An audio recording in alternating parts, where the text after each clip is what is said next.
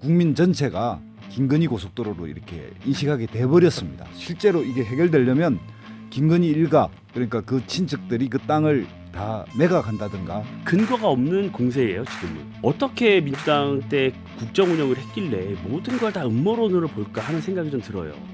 지금 이게 이제 약간 진실 게임 양상으로 번지고 있는 부분도 있지 않습니까? 이제 국민의힘 김기현 대표는 특혜 괴담을 제기한 민주당이 2년 전 자신들도 이제 같은 노선을 요구했다는 사실이 들통나자 우스운 처지가 됐다 이렇게 비난을 했어요. 양평군수 출신 김성교 전 의원도 21년 4월 민주당 주최 주민간담회에서 강화 나들목 설립 요청이 나왔다 이렇게 주장을 했고요.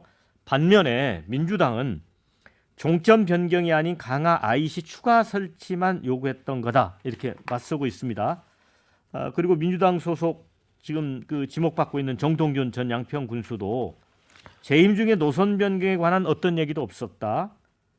그러나 이제 정 군수하고 친척들이 원안 종점 부근에 또 14개 필지 3,000여 평 토지를 보유한 사실이 이게 우연인지 아닌지 또 드러났습니다. 자, 이런 부분은 어떻게 보세요? 그렇게 이게 네. 진실을 우리 대중들이 알 수가 없다는 게 당과 당은 여당과 야당은 당대로 서로가 지금 주장을 하면서 당신 말이 틀렸다, 가짜 뉴스다. 또 언론도 그런 식으로 하고 있는데 저는 그 구체적인 디테일한 사항까지 그 우리 국민들이 들여다보기에는 너무나 복잡한 그런 과정이 있고요.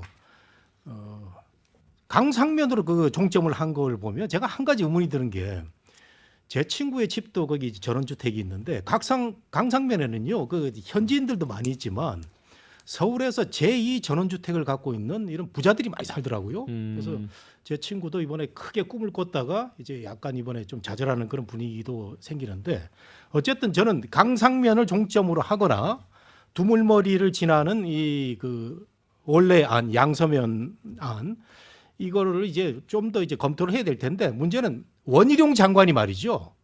너무 가볍게 처신을 했습니다. 네. 대통령실에도 부담을 주고 국힘에도 부담을 준 거예요. 무슨 이거 내가 진정성 갖고 하는 건데 왜 의혹을 제기해? 이재명 나하고 한번 떠볼래? 이런 식의 얘기를 하고 그거 이제 안 한다 이렇게 했는데 이게 사실은 원희룡 장관의 경박한 이 처신으로 여당하고 정부에 부담을 주는 이런 거는 좀 사과를 해야 되고요. 그리고 따질 거 따져서 저 뭐 양서면으로 하든 그렇게 했으면 좋겠습니다. 이 이제 고속도로는 지금 이제 국토부가 제안하는 고속도로가 된다면 이거는 그냥 국민 전체가 김건희 고속도로로 이렇게 인식하게 돼버렸습니다.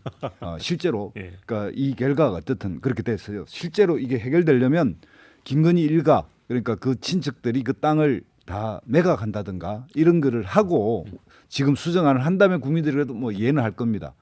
안 그러면 이거는 원안으로 가서 해야 돼요. 그러니까 그 아무리 뭐 예타가 어쩌든 저쩌든.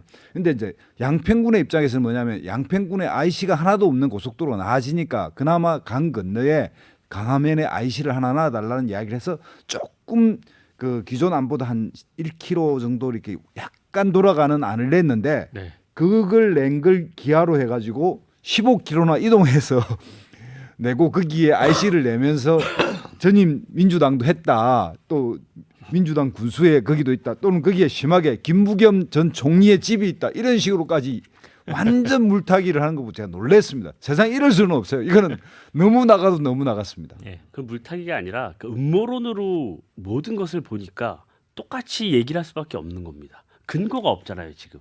누가 무슨 압력을 행사했다든가 뭐 어떤 뭐 합리적으로 근거가 없는 공세예요 지금은 보면. 그러니까 어떻게 민주당 때 국정 운영을 했길래 모든 걸 다 음모론으로 볼까 하는 생각이 좀 들어요. 과거엔 그랬나 하는 의심까지 들고요. 요즘 공직사회도 그렇고 너무나 투명해졌습니다. 관부에 이미 재산 공개가 다 돼 있어요.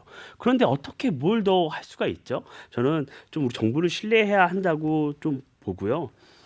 저는 이 환경 단체들이 왜 이렇게 가만히 있나 좀 의문이 듭니다. 이 원안을 보면 우선 한강을 2번 건너야 합니다. 그 우리 소중한 우리 한강에다가 다리를 몇 개를 더 놔야 되는 거예요.